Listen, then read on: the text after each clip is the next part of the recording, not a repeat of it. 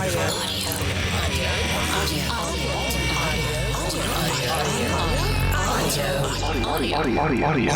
Unleashed.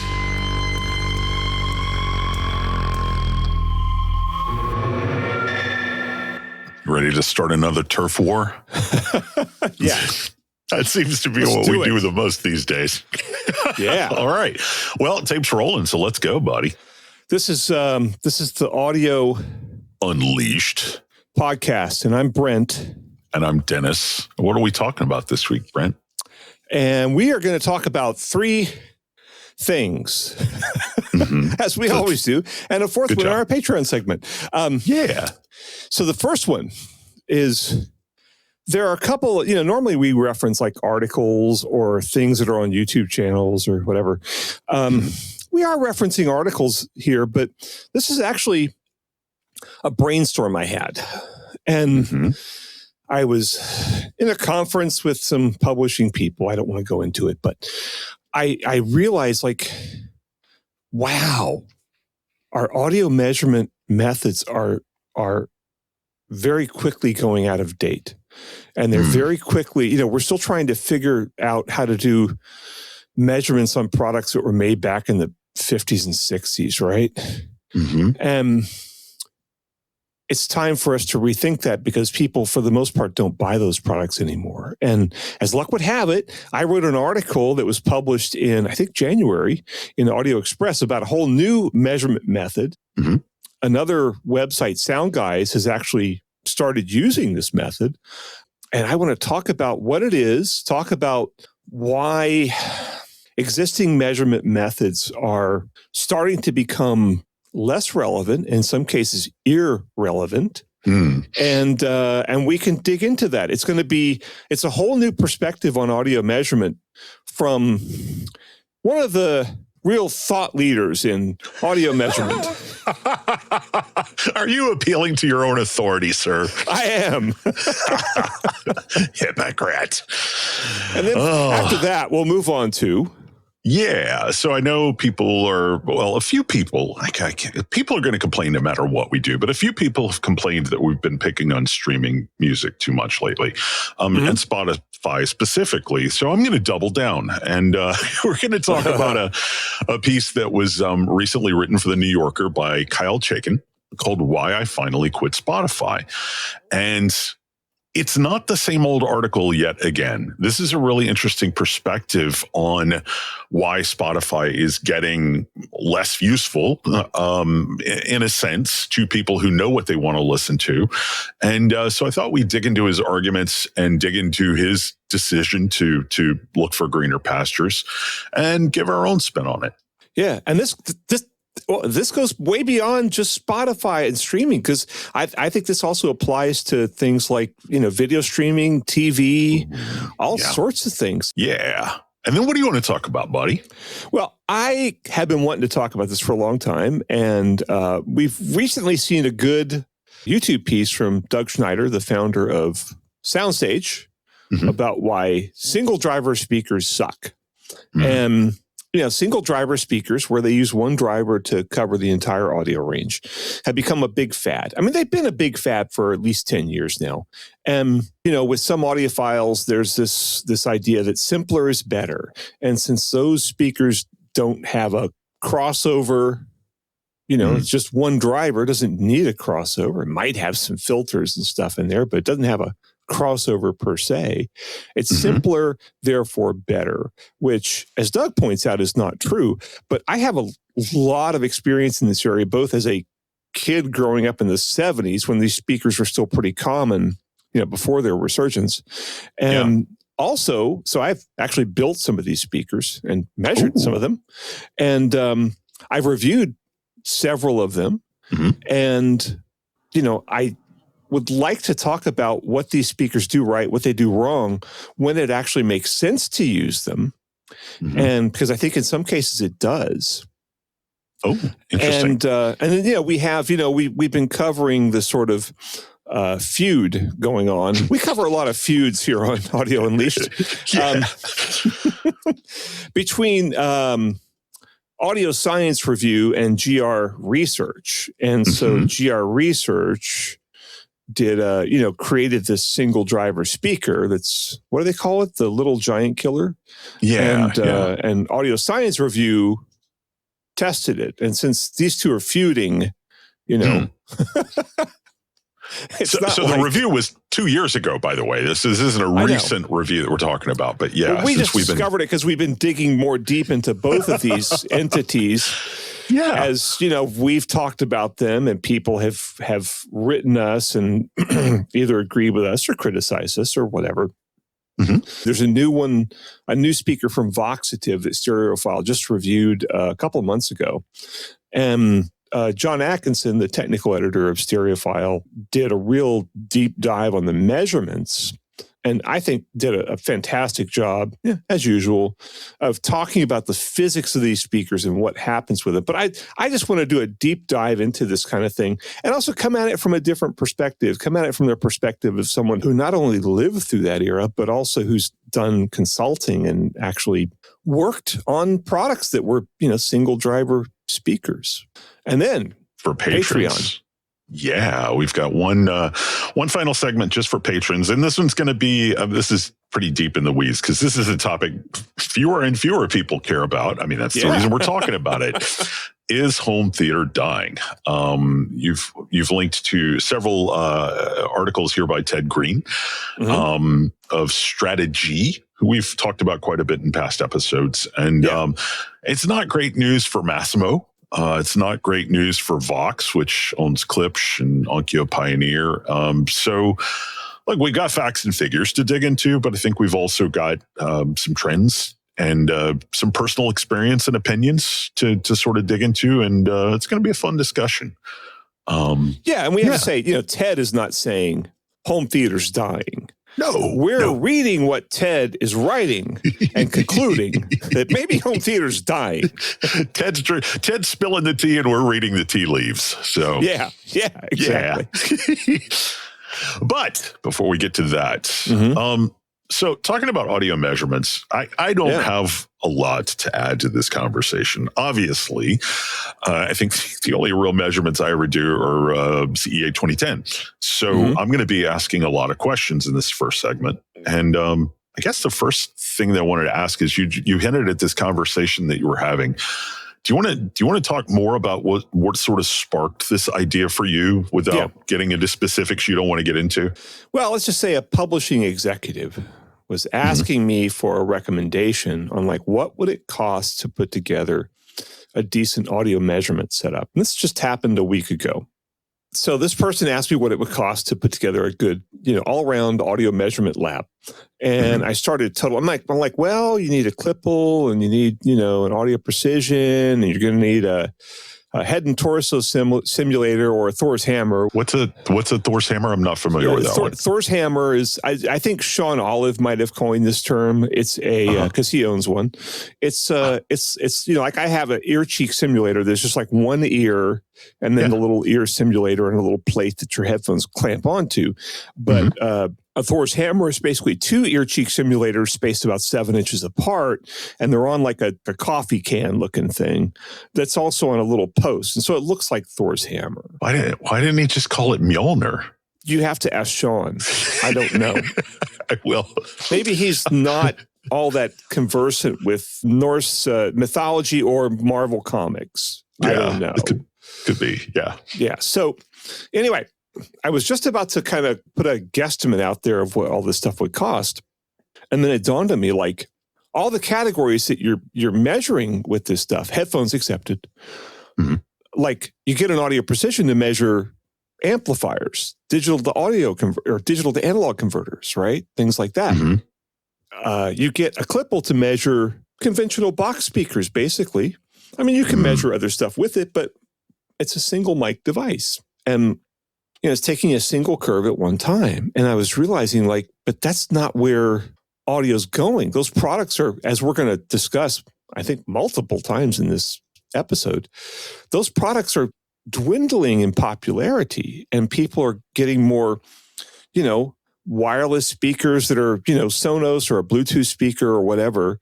They're getting sound bars. They're getting, they listen to sound in their TV set. But, they're listening to all these other things. Those products have a lot of DSP going on in them. Yep. And a lot of times they use virtualizers, and you can't really measure a product that uses a virtualizer. Basically does a lot of manipulation of the phase relationship between left and right channels, or more channels even than that, right? And to create surround sound like effects. And then a lot of products have beamformers, where you take two drivers and you manipulate the phase to actually create a beam and beam sound in certain directions. And a lot of soundbars use that now too, to create phantom images of surround speakers. And then you have Atmos products that most of which to some degree bounce sound upwards, right? So how do you measure all those products when you have, when you've got something that depends on at least two channels to create its sound, and you've got one microphone? Well, I've tried. I used to measure sound bars a lot. I used to consult on them a lot, right? And there was a period, I don't know, 15 years ago, when you could measure sound bars, and because they all had a bypass mode. And you could just measure them like a normal speaker, and you'd measure like the left channel or whatever, and you'd measure it just like you would a normal speaker, and you'd have some meaningful results. But then so many of the sound bars nowadays have full-time virtualization. Even the ones, I was working on some from one major company, and they had DTS virtualizer, DTSX or something in there. Headphone X or something. Yeah. It was for sound bars though. So, so like DTSX or whatever. And I was digging into it, and I realized, and DTS had to some extent tuned this sound bar. And so I was supposed to evaluate it and make further tuning recommendations. And I realized the virtualizer was on all the time. And I talked to DTS about it, and they said, well, it's like the sound bar sounds a lot better with like a little bit of virtualizer on all the time. It just sounds like a couple little speakers in a box if you don't do that. I'm like, I get it.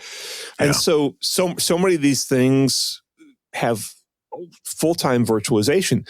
More and more of the wireless speakers that we're getting have that, because they have more and more powerful DSPs. Originally, 10 years ago, the DSP in a typical Bluetooth speaker was really primitive. But now, they're a lot more powerful, and you can actually put a good virtualizer in there. Yeah. So anyway, it's like, and you can't really measure those with a clip, or at least not that I know of, and not in a meaningful way when you've got a full-time virtualizer. Maybe they'll come out with some addition to it that helps you do that. And then for amplifiers and DACs, well, those are enthusiast products at this point. Yeah. Those are not products that mass market type people would even think about buying.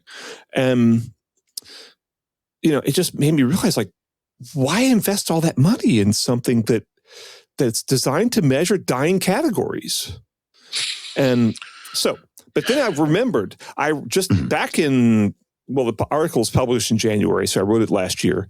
I did an article for Audio Express, and about this system from Head Acoustics, which was originally, I was surprised. I thought they were like a headphone measurement company, but they're really, they're based in Detroit, and they did that. It's a like all these things. It's a European company, but they're based. Their U.S. headquarters is in Detroit because they worked on cars, and they came up. They used it. Yeah, they used it. So they had cars in their offices. They're designed to work on cars, and so they use these head and torso simulators to measure the sound in cars instead of just putting a single microphone up, right? So you've got something that acoustically is like a human head, and you can do stereo measurements in there and hear and get an idea of what the human ears are perceiving. And they extended this concept and into something they called MDAX. Multi-dimensional audio quality score. I got it for you. Okay, so they're using a head and torso simulator, which is basically like this big fake plastic head with shoulders.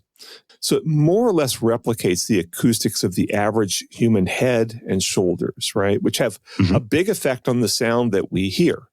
So And inside it is 2 ear cheek simulators, right? Like I use to measure headphones. And they have an analyzer that comes with it, and they have this software that actually, it's all industry standard stuff. They didn't make anything up. They're basically using objective gear to make subjective evaluations. And they measure various aspects of sound quality. Then they kind of put it into a really simple score. And Sound Guys, which is a website that I don't know why they don't get talked about. Maybe they need a little more marketing effort because they do a really good job, and no one ever talks about them. But they do a very fine job, and they've invested a lot of money in test gear, and they know what to do with it. Yeah. Can I ask an ignorant question really quick? What's your question? Yeah. So my question is, this was sparked by when you were talking about the head and torso simulator, sort of an average, designed to be an average head and torso. I know from talking to you and other people, who do these measurements that HRTF is hugely variable and sort of you can't just average it, and everybody's is different, and that affects your perception of spatial audio stuff, things like that. Right. Is that as big of an issue with regard to these virtualizers in the open air? Is an average head and torso giving you something more meaningful with regard to the perceptual effects of this stuff than it would with something that would be like highly HRTF related? Or am I just off on a tangent here? You're on exactly the right tangent. So everybody who says, "Oh, we all hear different," well, we do, but we don't hear like radically differently. Okay, it's not like I hear a triangle and you think it's a subwoofer, right? So although maybe you do, I don't know, but you don't know my life. I don't know your life. And but so we get different amounts of depending on the content that we're getting between our 2 ears, and the differences between the content that actually hits our eardrums. We do perceive spaciousness, directionality, things like that a little bit differently. Some people will get a really good spatial effect out of a fairly crappy virtualizer. Some people don't. I don't. I've actually had my HRTFs measured in an anechoic chamber years and years and years ago, and I found that I have big ear, kind of somewhat big ears, and a kind of very complex ear canal. So my HRTF is more complex than a lot of people's, which means I'm a good localizer, but I'm also harder to fool. Other people, go ahead. For normies, let's explain real quick what the HRTF is and what that's sort of describing and measuring. Yeah, head-related transfer function is basically the way that your brain, your ears, the acoustics of your body figure out where sounds are coming from. For example, right? And that includes a whole lot of different things. It includes the way sound reflects off your head. It includes timing differences from your left ear to your right. Like, for example, a sound from the right is going to hit your right ear about a millisecond before it hits your left ear, right? Because it has to go like around your head. And it's also going to be a lower volume than your left ear, right? And then the shape of your pinna changes the sound. And also your head and your shoulders and everything changes the frequency, content of the sound as the sound moves up and down. So you can localize things up and down, side to side, et cetera, et cetera. And so that's head-related transfer function, okay? Like if you've got Sony headphones and you've been setting up the app and it says, oh, here's the spatial audio stuff, you've got to do this first. You got to take a picture of your ears. So anybody, if you've experienced that, what the app is trying to do is sort of approximate your HRTF. So right. If you put insert mics in your ears, which they do with the Smith Realizer, you can get extremely accurate HRTF measurements, and you can absolutely trick the ear. But putting insert mics into people's ears. It's just not a commercially viable thing outside of maybe professional studios. Yeah. Very sadly, I wish that were not the case, but it is the case. Yeah. So maybe somebody will come up with some way to do that. But so this cannot tell you exactly the degree of spaciousness you will perceive. It can estimate it, right? Because it does have two microphones and two ear simulators, right? So you can get some idea. But the Sound Guys article, I think, really, they did a bang up job, I thought, of way better than me, frankly, of explaining how this thing works. And it takes a long time to do a full set of measurements on, like we did headphones when I was there, right? Because we were measuring, and you can measure noise canceling and things like that, right? So we were measuring a full suite of measurements on headphones. And I think it took, about 20, 30 minutes to do all the measurements. And it's an automated routine. You don't have to go in there and mess with stuff. It's all automated. Yeah. And then it took another 20 or 30 measurements to crunch all the numbers, or another 20 or 30 minutes to crunch all the numbers. So, oh, wow. The way that Sound Guys presents it, it's giving you scores for timbre, distortion, immersiveness, which is, spaciveness, and overall, right? And the scores are really, simple, single number plus 1 decimal point measurements. And so you can look at this and kind of get an idea real quickly of how products perform.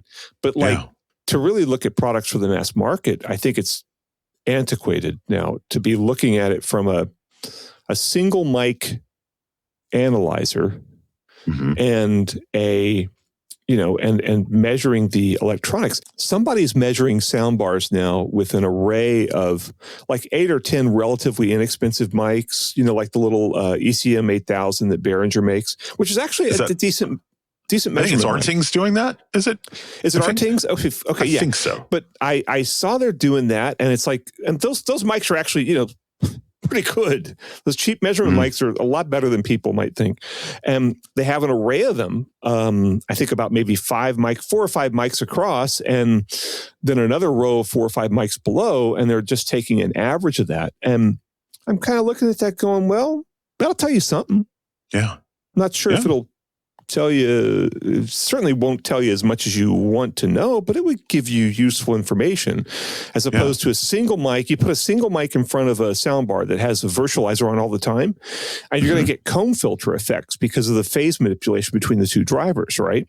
Yeah. So the drivers will reinforce each other at certain frequencies and not reinforce and cancel each other at other frequencies. And so you get these huge peaks and dips in the frequency response that your ear doesn't hear.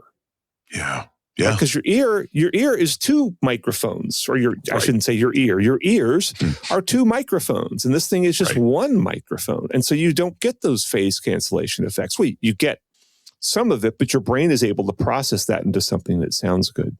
Yeah. So it just made me realize, like, I have not, other than having visited Head Acoustics, I have not used an MDAX system.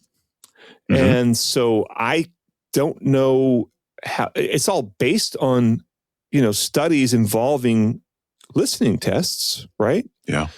Similar to CTA 2034. That's all based on listening tests, right?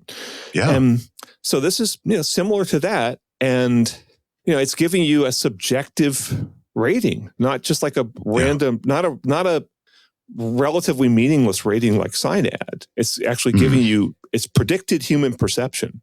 And, and so what's the price of this compared with like a Klippel and an Audio Precision and a Gross and all of that? Okay, let's just get some prices out there. Now, look, none of these companies will publish their prices. You have to get a quote from them.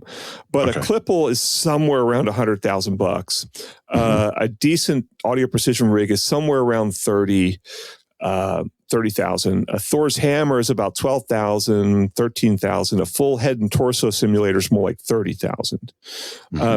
Now, I don't know the price of this. I'm going to guess as to the price of this head acoustic system, but I'm going to say, all right, it's a head and torso simulator, so it's probably 30 grand 32, 35, somewhere in there, right? It is, there is an interface that you use with it, like a little box, sort of like I have for my Clio, a little bit, fancier, more stuff on it. And there is software that comes with it. And you can add different features and things like that and spend more. But, I'm just going to guess and say that, you get into a system for probably about $50,000-$60,000. And, okay. I'm gonna probably send this to Jacob Sondergaard, who's like their guy there that I know, and maybe he'll correct me. But yeah, anyway, I just really think that I'm tired of everybody fighting over all these measurements that are increasingly irrelevant. Yeah, yeah. All right, buddy, you want to take a break and get some water? Let's do that. All right, we'll be back to talk about Spotify again.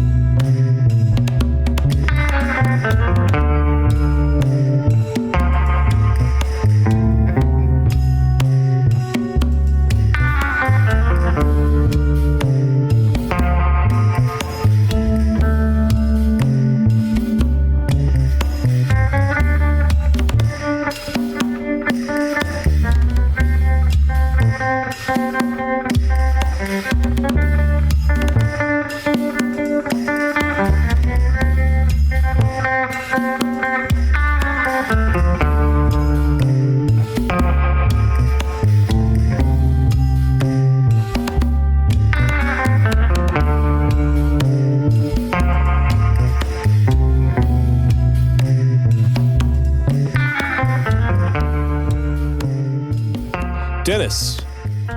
Yep, buddy. Why did this guy finally quit Spotify? Dang, that's a good intro. Oh, can I get a little bit of background first to warm people up, man? Can I hype the crowd before we start the game? Come on. They're warm, man. We just had another segment. They're warm. They're ready to go. Yeah. Anyway, so I know we've been talking about Spotify a lot lately. In fact, we talked about streaming music in the last episode, which, by the way, before we get to this, I wanted to read a comment from our YouTube page on the last episode in response to the Your Morning Coffee segment that we did, which was talking about how monetization is affecting what we hear. We got another great comment from Daniel Ho, which every time this dude writes a comment, it's just a banger, man. So anyway, what he said in response to that was, and we were talking about how artists are getting paid for their music. And so that's what prompted him to say, forget getting paid. It's hard enough getting discovered. There is so much content out there. It's hard to find those music gems in the vast sea of noise.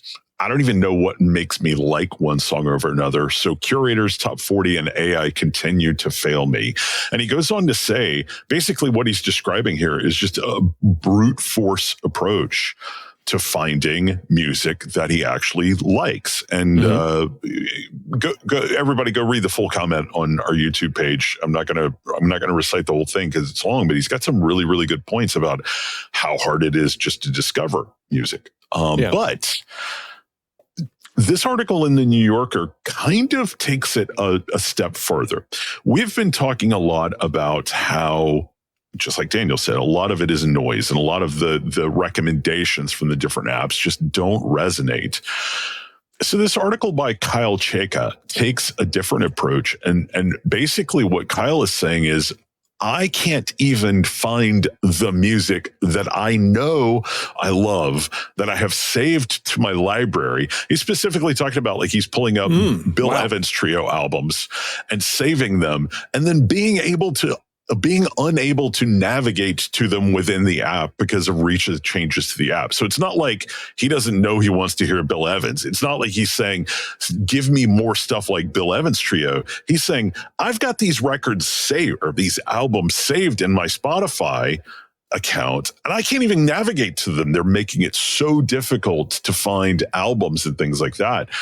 And he's talking about the way they're basically forcing their recommendations on you. And all of it boils down to something we've said time and time again.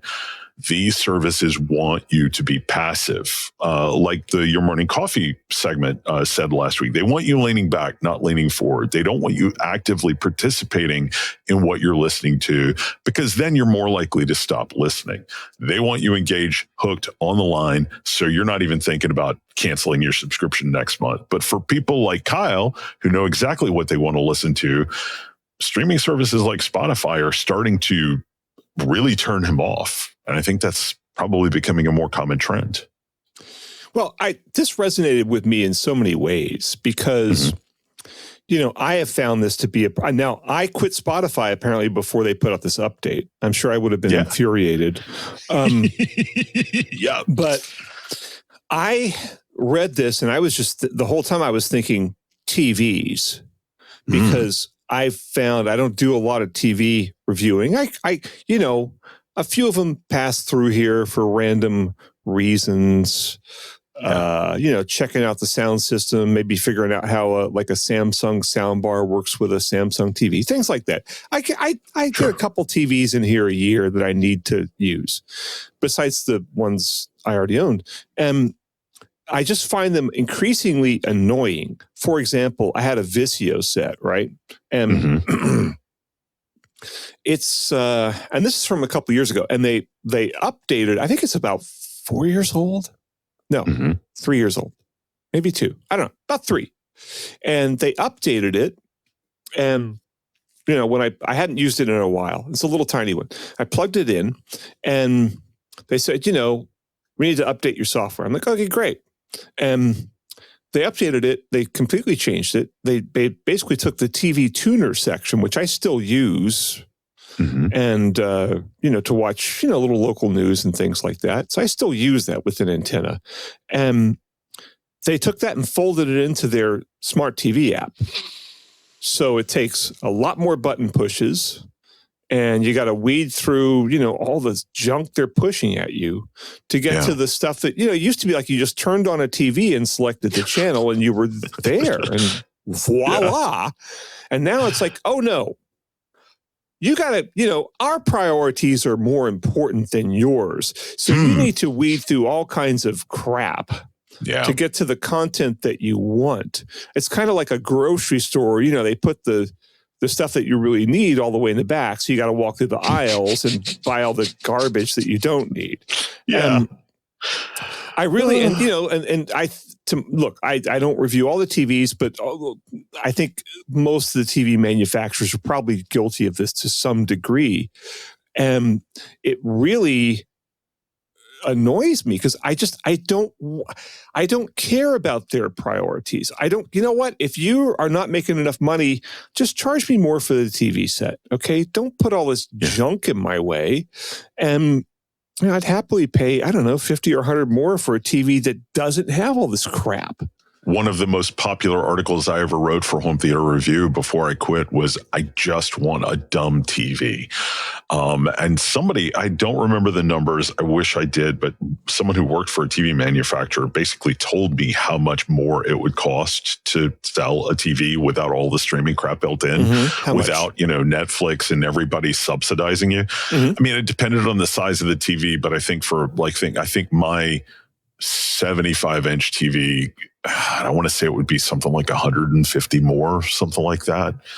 So, all of these streaming apps are, and then the rationale was, well, people aren't going to pay that. They're just going to go buy the cheaper TV that's got more features. I know. Well, they're right, but still, it's really annoying to me. But it just made me, and as I read this article, the more and more I thought about it. What was that quote? There was a quote that from a college professor who's studying this stuff. It was just the most bang on quote.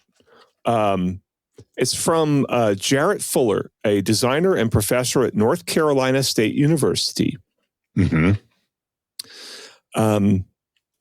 the past decade, he argues, a user-centered approach to design has been replaced by what he has taken to calling a corporation-centered approach.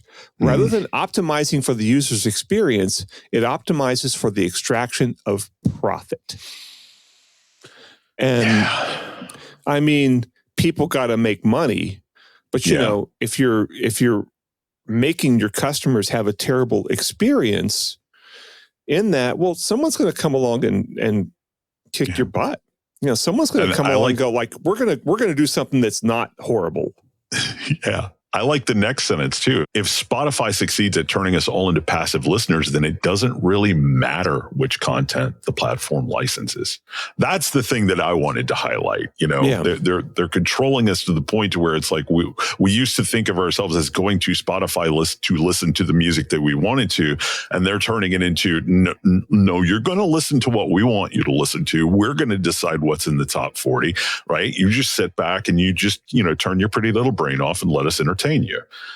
Yeah. So, and you know, so and it's like these tech zillionaires are making your decisions about what you're going to listen to. And these are the last people in the entire world that I would want making that decision. What was that joke that John Oliver told about Mark Zuckerberg last night on 2 nights ago? That he's a boy who dreamed of becoming a wooden puppet.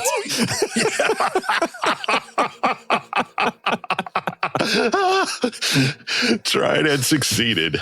Yeah, and it's like these are I don't want to say these people are soulless, but I think that description probably fits a lot of them. Yeah. They are not interested in you at all. They are interested in money and power. And honestly, I will say, I think that what we used to call the consumer electronics industry was, by and large, at the end of the day, interested in delivering a good customer experience. Back then, before all this streaming stuff happened, right? I mean, TVs, you just turned them on and you click through the channels or you switch to whatever input you needed, and they all worked about the same way, and they all had, by and large, a perfectly fine consumer experience. Whereas increasingly they have a bad consumer experience as they're like, no, we see what you want to do, but we need to make some money, so we're not going to let you do that just yet, or we're going to make it really hard for you to do that. Yeah. And I just can't. And phones are no different. I mean, how much garbage does my Samsung phone have on it that I don't use, don't want, end up accidentally clicking on, and it opens up the whatever stupid app I've never used and don't ever want to use because it sucks. Yeah. There was a book that I think I recommended to you a while back. I can't remember. If I didn't, I meant to. It's a book that I'm almost finished reading now called The Loop by Jacob Ward. And he's talking about, it's actually about two different loops. One of them is sort of the way our brains work as a function of the environment in which we evolved, right? Our brains sort of developed to exist in a certain environment, which is not the environment that we're living in anymore. Yeah. And we refuse to accept that. If you present us with evidence of that, we recoil against it. And yet the people who aren't recoiling from it, the people who are using it to their advantage, are the people that are designing these technologies, these streaming services, these cell phone apps and things like that. They understand exactly how our animal brains work. They are exploiting it, and they know they can get away with it because most people simply refuse to accept that their brains work like that. And I think that plays right into this article from the New Yorker by Kyle. And I think, it's, some people are rejecting it. Some people are going, nope, not having this anymore. And I'm not saying everybody go quit your Spotify. I'm not telling you to cancel Spotify today. Maybe I am, but that's not the point I'm making. The point is simply think about how these services are exploiting you and make an informed decision as to whether or not you're going to play their game. That's the point that I want to make. Yeah.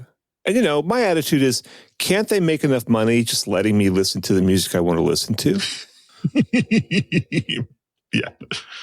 So I think we should go from speaking about the very latest in music delivery technology to the most archaic possible music delivery technology. Good segue, buddy. Yeah. Man, you're getting good at this. Yeah, man. All right, well, let's take a break, listen to some music. We'll come back and talk about single driver speakers. All right.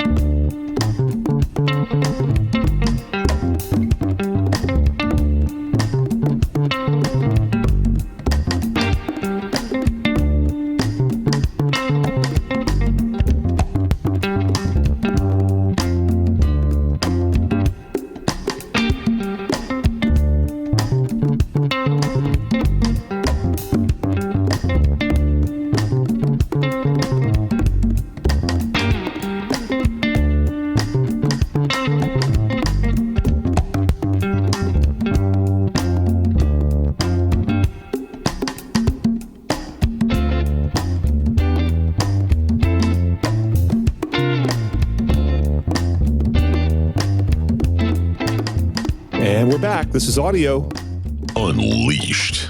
And we are going to talk about the most primitive speakers known to mankind. I think. No, other than like a gramophone, that would be more primitive.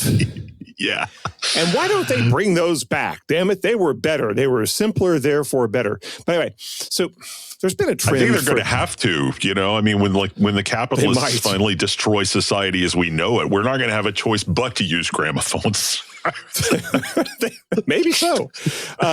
So anyway, this has been a topic I've been wanting to talk about for a long time. Single driver speakers with just one driver covering the full audio range, right? Mm-hmm. And there have been a lot of things that kind of inspired. I've been kind of waiting for an excuse. And I found a review in Stereophile of the new Voxative speaker. That's Voxativ. It's a German company that specializes in these. They make their own drivers, their own single driver drivers, drivers, whatever.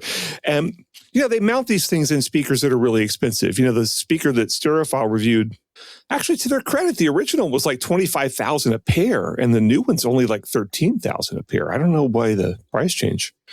Economy of scale? Well, they found a cheaper cabinet supplier, I'm sure. Well, they did. I mean, maybe they farmed it out to who knows where, right? Mm. It's still pretty expensive. It's just one driver. It's a driver that's, I think it's about probably 7 inches across. It's got what they call a whizzer cone in there, which is a little cone in the middle that is supposed to sort of emulate a tweeter. I think it would be good to say something right off the bat, which I didn't know until maybe 10 years ago, maybe 50, somewhere in there. But I've seen these speakers since I was a little kid and had some of them. And I did not realize that with a proper whizzer cone speaker, there's actually not a direct connection between the voice coil and the woofer side of it, as opposed to the whizzer cone side of it. Oh. Did you know this? No, I had no clue. So the proper way to make one, obviously a lot of them are not made this way, but the guy who taught me about this was Jim Teal, the late designer of and founder of Teal Audio, because he actually made a sort of a single driver. It was a single driver speaker, but it had a tweeter in the middle, and then it had it didn't have a whizzer cone, just had a tweeter dome, and then it had a little suspension between the voice coil and the woofer cone, right?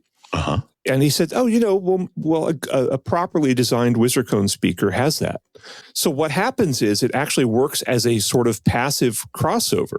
Oh. Because it has this suspension, which is, flexible. Well, when the voice coil moves, the tweeter part of it is always moving in and out, right? And that the whizzer cone is going to be maybe 1 inch wide, maybe 2 inches wide, something like that. But it's going to work more like a tweeter in terms of its dispersion, right? And then the suspension, I think it's effectively a first order filter because, it's just mushy stuff, right? It's just like the suspension that holds your cone in the basket of the speaker, right? Okay. And so the suspension connects the voice coil to the woofer cone, but it doesn't. The suspension soaks up all the high frequencies.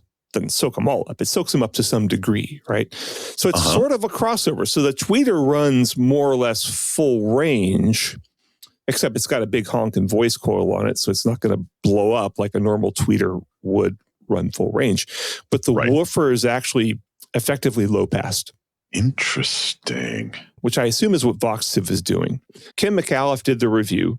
But Atkinson, talks about how, the frequency response, once you start to look at these things, gets pretty ugly, pretty fast. Yeah. Because, with a good two-way speaker, you can get a dead flat response on axis with it, and a nice, gradual roll off on axis. And that's what we take to be a good sounding speaker. But with these single driver speakers, since, your voice coil is pushing all this stuff, there's a lot of internal reflections in it. There's going to be probably some weird resonances, and you're going to get a lot of peaks and dips almost all through the whole range. This particular Voxative speaker has, like a pretty narrow peak at 2K, that you might not notice, a giant dip at 3K, which is really narrow, so you wouldn't notice it. Another, a broader boost at 4K, a giant hump at 10K, and then it takes a dive, right? And it's got like nothing above 12K pretty much relative to everything else. So. Right, because it's just got too much mass for, to reproduce high frequencies. And that's a problem with a lot of these drivers. And then you start to look at the off axis, and the off axis is just a mess, right? Yeah. The horizontal and vertical dispersion. I'm looking at that going, I think maybe I can imagine somebody accepting the tonal balance of this thing, but the dispersion, if you blink, the sound of the speaker is radically going to change. Forget, sneezing or moving your head or nodding or whatever. I mean, it's just, there is no tolerance for you moving your ears at all relative to the speaker without the sound just drastically changing. Sound's going to change. It's going to get better or worse. I don't know. Probably better, because you'll get rid of that big treble peak. But, he says in here, but like the original version, the measurements may well look worse than they sound. Okay. And like we always say here on Audio Unleashed, hey, music comes out of it. John Coltrane still sounds like John Coltrane. Justin Bieber still sounds like Justin Bieber. Yeah. So it's like, you can like this thing.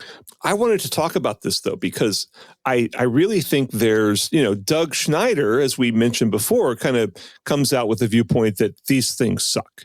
And there is no way to fix, I shouldn't say it. Once you have big drivers like this, there's no way to fix it. But as we'll talk about in a minute, you can make it pretty good with a small driver.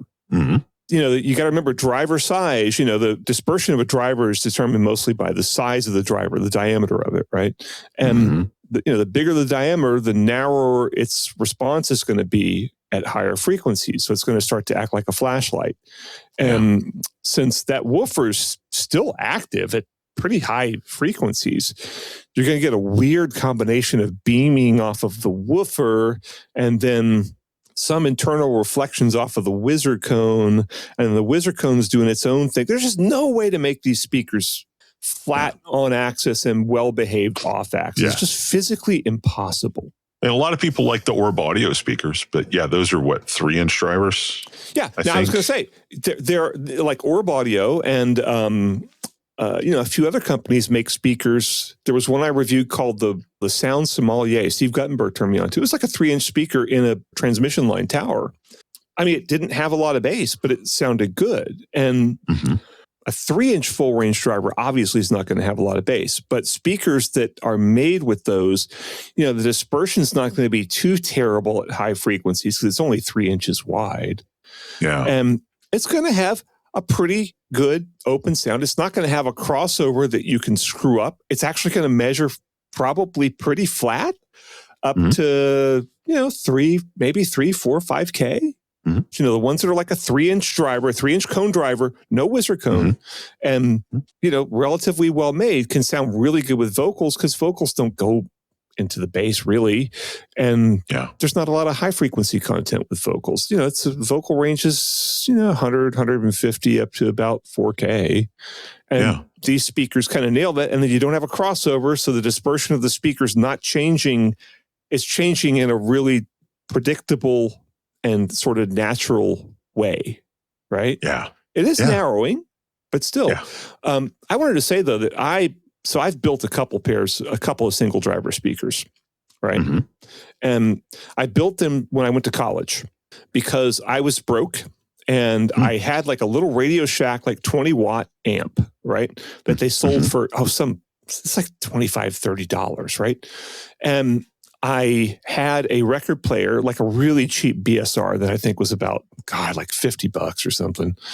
And BSR, I've never heard of BSR. They were the Microsoft of really cheap turntables. And okay.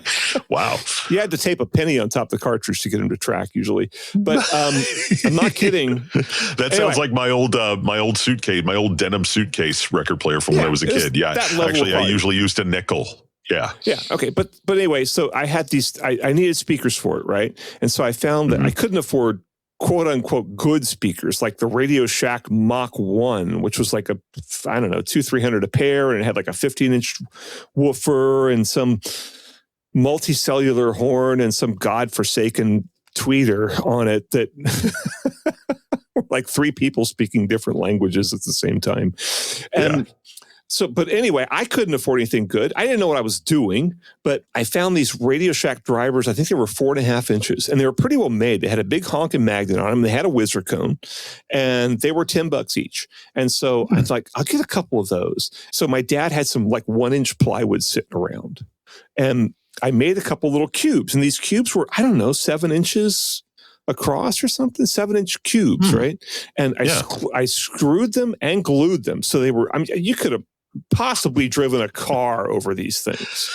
They were rock solid. Nice. And I did not know it, but I had some attic insulation. I shoved that in the boxes. Wow. And I shoved these drivers in there. No idea what I was doing. And it was generally agreed in the dorms that my speakers sounded better than anybody else's because everybody else had the speakers back then would have like a woofer that was like 6, 8, 10, 15 inches with some crappy tweeter and sometimes a mid-range. And the drivers were sort of scattered across the front, connected with some minimal crossover, right? That was just a horrible frequency response. And they were made from relatively cheap MDF or whatever. And so they vibrated like crazy. They all sounded horrible. And my speakers sounded really good. And people were just like, why do those speakers sound so good? I'm like, I don't know. I just shoved a couple drivers in a box, but it was the fact that they didn't have, it was a point source. It didn't have a crossover that could be cheaped out or screwed up. And it had a really inert cabinet. And which nowadays we look at that and go like, well, of course they sounded decent. But anyway, so I really believe, I've told in my consulting work, I've told like people that make sound bars, right? I've been like, no, don't do two-way because the tweeter that you can afford to put into this product is such a piece of garbage. You're better off getting yourself a 3-inch driver and just putting it in a reasonably decent cabinet. Make sure the cabinet doesn't rattle because these things are all plastic, Make sure the plastic doesn't rattle, right? Get yourself a 3-inch driver and, maybe use some kind of a passive radiator or something with it and just shove that in the box and it'll sound pretty good. It'll sound a lot better than if you run because a lot of these cheap things, sound bars will have like a 3-inch driver or something and they'll run it full range and they'll have a tweeter connected and they have just a single series capacitor between the tweeter and the woofer. So the woofer runs full range and the tweeter is rolled off at 6 dB per octave. And they interfere with each other like crazy. It just causes all these colorations. So I think it sounds like you're agreeing with the people who say that single driver speakers are better because there's less to screw up. Like I said, if it's small drivers, yes. And so I wanted to talk about, we keep covering the ongoing feud between GR Research and Audio Science Review because it's amusing to us. Yeah. And Danny Ritchie, the GR Research guy, came out with a speaker called the Little Giant Killer. And it's, I think, a 3.5-inch full range driver in a relatively small box. And I think they sell for like $1,000 a pair, which, in high-end audio is not, other people have sold similar products for about that price. And you can get them in kit form without the boxes for a couple $100. And he's actually got like some filters in there. It's not just a full range driver. He's got filters in there, which I would imagine he's probably, high pass it so you don't have deep bass in there blowing it out. And maybe did a little bit of frequency tailoring on it. But anyway, so he's got a pair of these things, and Audio Science Review reviewed them, and of course, and, did extensive measurements with a Klippel, and great. I thought they did a pretty good job, actually. Yeah. And you look at the measurements. I mean, they trashed the speaker, basically. They put the little Panther with the head cut off or whatever, right? Yeah. And this reminds me so much of like political symbolism of flags and all this sort of stuff and things that you can line up behind, but whatever. But it's just pretty simple design. And, it's flat on axis, basically. And, there's nothing really, it's got like a bit of a rising treble. There's nothing like, if I measure the speaker, I'd be kind of like, oh, good. It measures fine. It's weird, though, because he shows Danny Ritchie's measurements of it, and Danny's using third octave smoothing, which I'm like, why is he doing that? I mean, other than to make it look smoother, obviously, but it's like there are times when you want to use third octave smoothing. Yeah. Like if you're doing a ground plane measurement of a woofer, or if you're doing, CTA 2010 uses third octave smoothing. Any kind of, or, isolation measurements use third octave smoothing because there's just so much hash in them, right? Yeah. But, we can look at Amir's measurements here, and, they're nice, clean measurements. There's not all this hash. That's actually stuff going on in the speaker. Yeah. The dispersion of this thing is really not that bad. There's a lot going on above, what is it, about 6K, something like that. As you would expect, it's going to start to fall off because it's a 3.5-inch driver, right? Yeah. But the main thing he complains about is the distortion. And this is the part that kind of left me wondering. I don't know about you. I don't know about our listeners, but we'd like to hear. I mean, distortion is not something I commonly encounter in any kind of halfway decent speaker. And by that, I mean a 3.5-inch driver in a decent MDF cabinet is a halfway decent speaker, right? Not like the Bluetooth speakers I review, where some of them are $10, and some of them have a lot of distortion almost at all listening levels. But any kind of a normal desktop speaker, of which I test a ton of those too, I mean, you hear distortion if you crank them, but distortion's not really a problem. And it's like, kind of wonder, like, well, he said his female vocal tracks distorted so badly that it was unlistenable. He said he's listened to over 200 speakers and never heard a speaker with that poor performance. I mean, it sounds like the distortion was really, really bad until he started filtering bass out with PEQ. I have to say, like,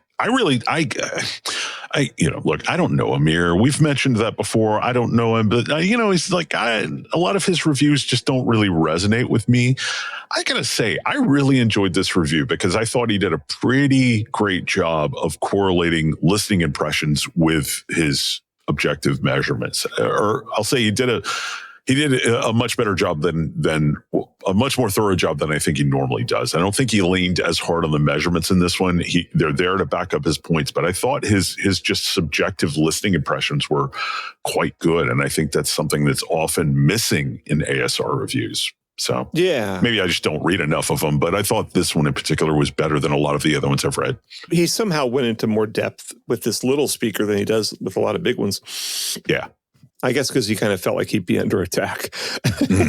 Yeah. Which I guess apparently, according to his comments, he kind of was. Because Danny was just like, oh, screw you. I'm not sending you a speaker. I'm kind of shocked that you've been quite chatty this episode because you're the one editing. You're normally a lot more terse when you're the one editing. It's all been stuff. It's speakers, so I'm opinionated about speakers, and measurement. I'm very opinionated about measurement, so whatever. I'll cut it down if I need to, or whatever. Yeah, but just let it run wrong. It's a Butterburger production. That's a true story. Good at that, and it's going to have. I'm going to do a new tune for this. Cool. Let's say it'll be the second tune. I don't know. Okay. It hasn't been written yet. Well, I'm excited to hear it. So, and the other tune will be from the Butterburger House Band archives. Cool. We'll go for a deep cut. Yeah. All right, buddy. Anything else you want to get out of the way before we say bye to most of our listeners? Oh, thanks to, as always, thanks to all of our listeners who write in wherever it is they write in and leave their comments, because we always appreciate them. And the ones that agree with us and the ones that don't. We appreciate the first and learn from the second. So thank you. Makes us think. I mean, even if even the ones that are in all caps and with a lot of exclamation points, that's fine too. Yeah, we don't get a lot of those. Come on. No, I'm kidding. Yeah. All right. Well, everybody, thanks for joining us. We'll see you in a couple of weeks. And patrons, stick around. We got one more for you. Bye, everybody. Bye.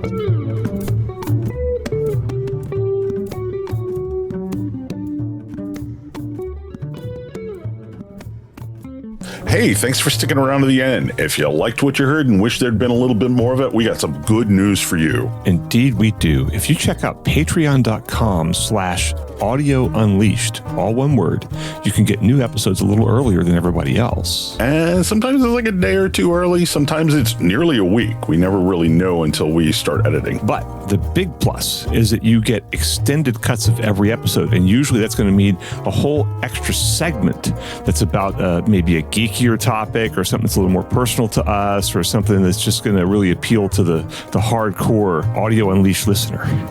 Yeah, what it boils down to is if you're somebody who would support Audio Unleashed on Patreon, we're going to make sure the bonuses to every episode are really aimed straight at your interests. Yeah, and so if you want to hear these segments, you can subscribe to our Patreon for $3 a month, which is less than I spend every single day on my cup of coffee when I go to Starbucks to write my boring articles. Yeah.